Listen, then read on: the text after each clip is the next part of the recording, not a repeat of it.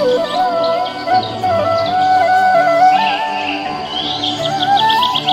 कहानी एक छोटे से कस्बे की है, जहां 12 साल का एक लड़का अर्जुन अपने माता पिता के साथ रहता था। अर्जुन बहुत ही होशियार और सपनों से भरा हुआ बच्चा था, लेकिन पिछले कुछ महीनों से वह उदास रहने लगा था। उसकी वजह थी कि उसके सारे प्रयासों के बावजूद उसकी पढ़ाई और खेल में अच्छे नतीजे नहीं आ रहे थे। 31 दिसंबर की रात थी। पूरे कस्बे में जश्न का माहौल था। लोग आतिशबाजी कर रहे थे, घर घर में लाइट्स लगी थीं और बाजारों में रौनक थी। लेकिन अर्जुन अपने कमरे में बैठा अपने असफलताओं के बारे में सोच रहा था। उसके दादाजी, जो हमेशा उसे समझाते थे, उसके पास आए। उन्होंने पूछा, अर्जुन, तुम बाहर क्यों नहीं जा रहे? सब लोग खुश हैं और तुम उदास हो। अर्जुन ने कहा, दादाजी, मैंने इस साल बहुत मेहनत की, लेकिन फिर भी मैं सफल नहीं हुआ। मुझे लगता है कि मैं किसी काम का नहीं हूँ। दादाजी मुस्कुराए और एक कागज और पेंसिल लाए।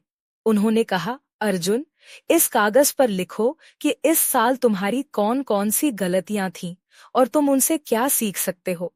अर्जुन ने लिखा, मैं खेल में अच्छा नहीं कर पाया क्योंकि मैं नियमित अभ्यास नहीं कर पाया। मैं पढ़ाई में पीछे रह गया क्योंकि मैंने अपना समय ठीक से नहीं बांटा।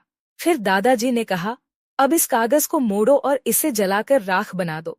अर्जुन ने ऐसा ही किया। दादाजी बोले, देखो, यह साल खत्म हो गया, अब ये गलतियां भी खत्म हो गईं। नया साल नई शुरुआत का मौका है। तुम अपने प्रयासों को दोबारा बेहतर तरीके से कर सकते हो। अर्जुन ने तय किया कि इस साल वह नियमित रूप से अभ्यास करेगा और समय का सही इस्तेमाल करेगा। उसने दादाजी से वादा किया, नए साल में मैं अपनी गलतियों को दोहराऊंगा नहीं, बल्कि उनसे सीखूंगा।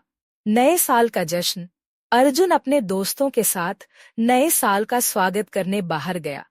वह पहले से ज्यादा खुश और आत्मविश्वास से भरा हुआ महसूस कर रहा था।